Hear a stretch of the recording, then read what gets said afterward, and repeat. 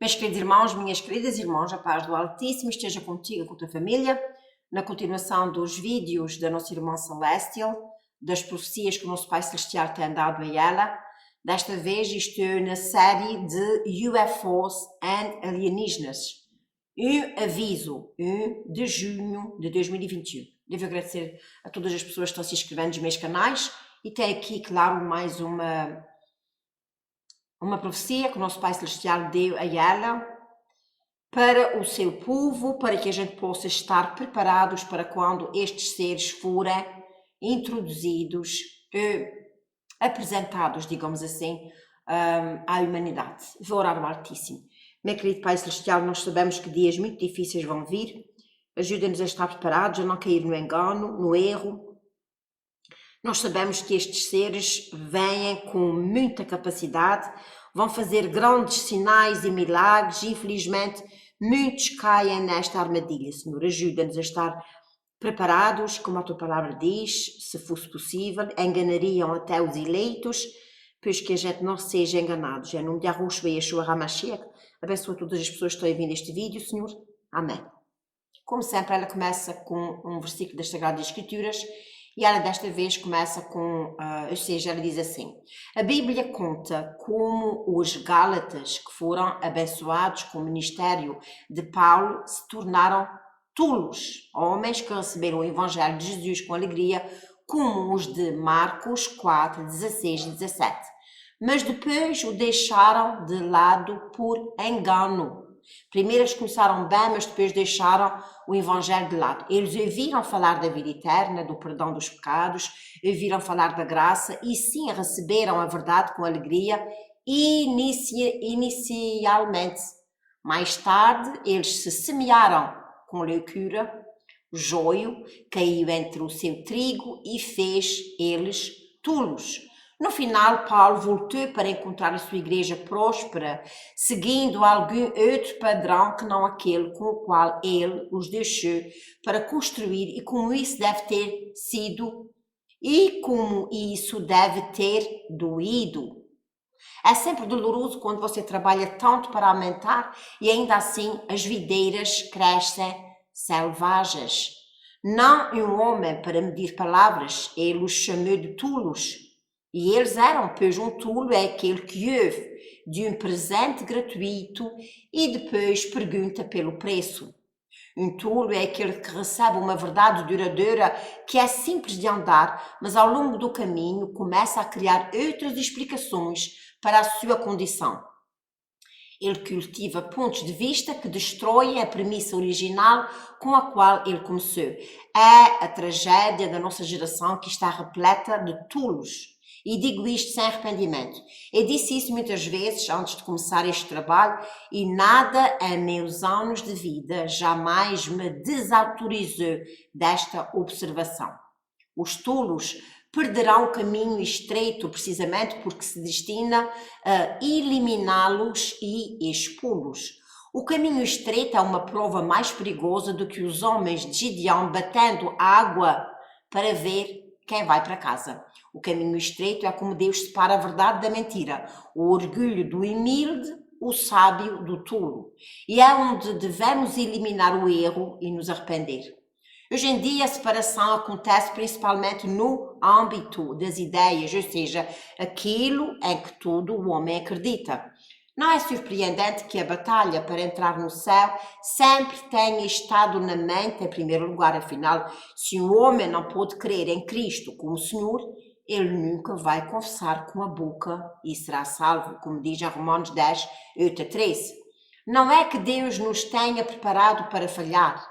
E não é que ele não ame os tolos, é que o seu caminho estreito automaticamente afastará qualquer pessoa de um corpo, mente imundos. Sabemos que a estrada da santidade rejeita aquele com um corpo imundo, mas eu me pergunto se prestarmos a mesma atenção para eliminar as ideias impuras que se escondem em nossas mentes. Isso eu sei, até o exato momento em que Jesus aparecer para levar o seu povo para casa, alguém com uma mente enganada tomará uma decisão que lhes custará a vida eterna. Esta é apenas a tragédia da humanidade. Vendo mas não veem. Sendo tolos, professam-se sábios. Romanos 1, 21 e 22. Em Gálatas 3, 1 a 3 diz assim: Ó tolos Gálatas, quem te enfeitiçou? Quem o afastou da obediência à verdade? Cujos olhos foram tão abençoados ao ver o quadro pintado de como o Senhor foi crucificado. Diga-me, você recebeu o Espírito de Deus pelas obras que faz? Vindo o que ele fez por você e colocando sua fé nele? Você chegou agora ao lugar onde o que começou como Espírito será completado pela carne? Você é tão tolo e foi em vão todas as coisas que sofreu pelo Evangelho.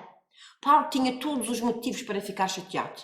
Há um hábito na humanidade de todos nós de começar bem e terminar tolamente. Você vê isso nas crianças e até nos idosos.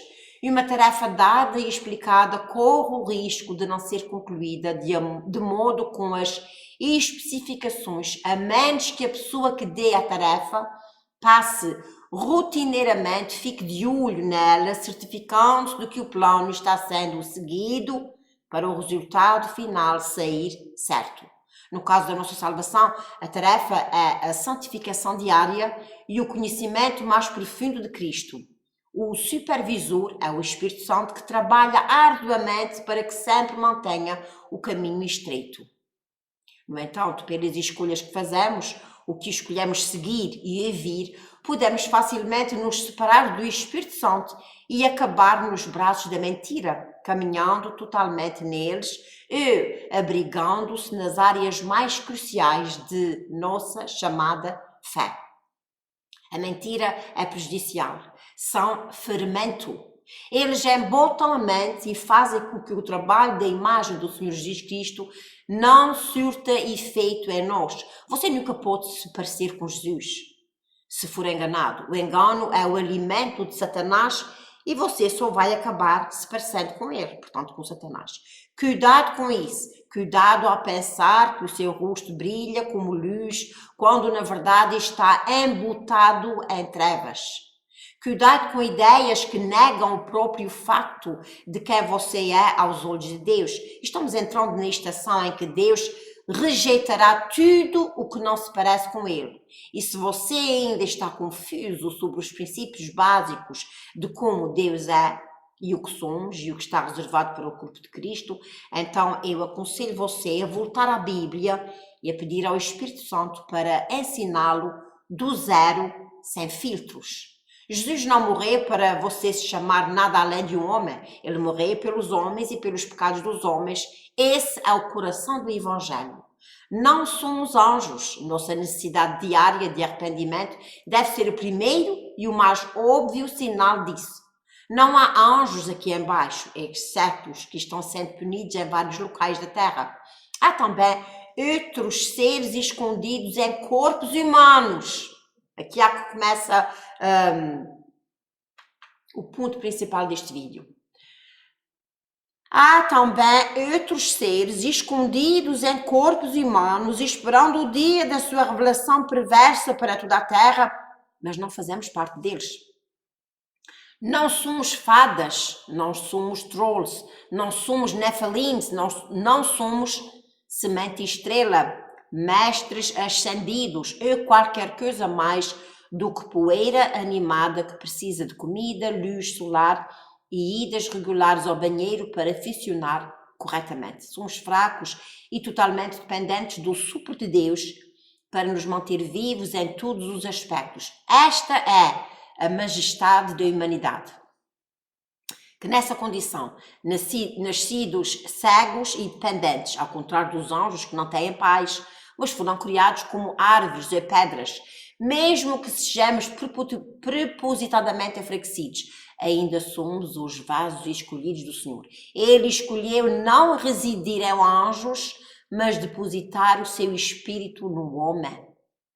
O que me diz em Jó 33:2, diz assim: porque há um espírito no homem e o sopro de Todo-Poderoso dá-lhe compreensão.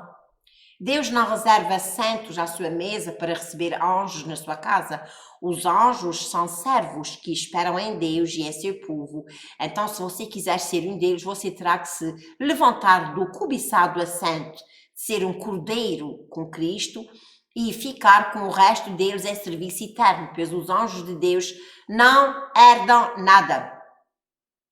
Ao continuar esta série, não sou Paulo, eu sou Celestial, e não haverá sucos em dizer o que Deus me mostrou e corrigir mentalmente fantásticas que visitam estas páginas. Deus colocou uma palavra na minha boca como uma espada para arrancar mentiras, para que as pessoas possam se arrepender, para que possam acordar para onde estamos indo, para que possam encontrar coragem para enfrentar os próximos dias com a perspectiva correta e certa. Portanto, estou aqui para dizer aos perdidos: todos os que se dizem sábios, mas se corromperam com o Evangelho de Salomão, que é correr atrás de ideias e revelações a ponto de você se confundir e correr o risco de se juntar aos Gálatas sendo tolos. Não há lugar na mesa de Deus para anjos. Não há lugar na ceia do casamento para a semente das estrelas. Não há lugar para os filhos dos caídos em nenhuma das suas manifestações, pois Cristo é o nosso exemplo e não há parte do pão com demônios. Era a fraqueza dos homens pelas quais ele tinha compaixão. Ele comia com eles, ele ia às suas casas, ele suportava as suas conversas sem noção, ele os levou à revelação para que se arrependessem e escolhessem a vida eterna, mas não tinha espaço para ninguém com delírios de grandeza. Ele deixou isso claro com os fariseus e eu deixarei isto claro toda vez que eu vier aqui pregar o seu nome. Há um engano desenfreado por aí, oferecendo às pessoas grandeza precoce sem nenhum custo, e é por essa razão que muitos rejeitam o Evangelho. Você pode ser cristão e uma bruxa, você pode ser cristão e amar a Wicca, você pode ser salvo e poligâmico, salvo e gay, salvo e não binário, você é um Deus. Os enganos de hoje são como uma maré do mar para a multidão, mas o que Deus diz sobre isso é que a Bíblia diz que esta mente que estava em Cristo também esteja em você. Mas você tem olhado para os seus pensamentos ultimamente para ver se eles parecem com a mente de Cristo? E você? E você vai andar por aí acreditando em mentiras e achar que vai levá-las para o céu? Até agora, o que o nosso irmão Celeste ele estava tentando informar as pessoas de uma maneira bem clara é que nós fomos ensinados um evangelho corrupto. Um evangelho que não é segundo o evangelho de Cristo, um evangelho que promove e diz que nós somos deuses. Até a própria Joyce Meyer uma vez disse que nós somos deuses com D minúsculo.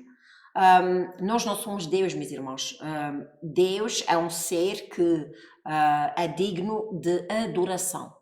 Nós somos filhos do Deus vivo, o Todo-Poderoso, o Criador dos céus e da terra. Ainda na mesma página, na mesma profecia, ou seja, agora eu penso que é o que o Senhor vai começar a falar sobre advertências contra os falsos professores, as pessoas que estão ensinando uma doutrina corrupta. Não percam, será a segunda parte, que o Altíssimo vos abençoe. Fica na paz do Criador dos céus e da terra.